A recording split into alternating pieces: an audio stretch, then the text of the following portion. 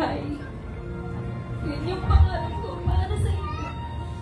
Susukulian mo lahat ng mga ginawa niyo para sa akin.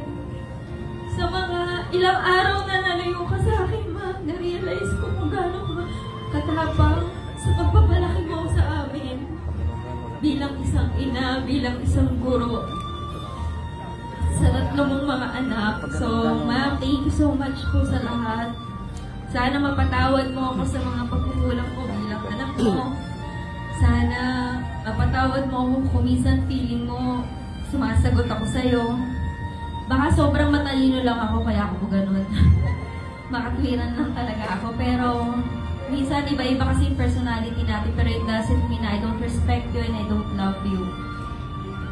I respect you kasi ikaw yung pinaka strong na taong nakilala ko. And ngayon mag-aasawa na ako. I just want you to know na nandito pa rin ako. Nalalayo lang ako ng konti, pero nandito pa rin ako bilang anak mo, bilang mga kapatid sa mga kapatid ko. Yun naman yung tinuro mo sa amin na family first, na kahit anong mangyari, kailangan sama-sama tayo. I love you, ma. Yan lang. Thank you. Ngayon naman po, pakinggan po natin ang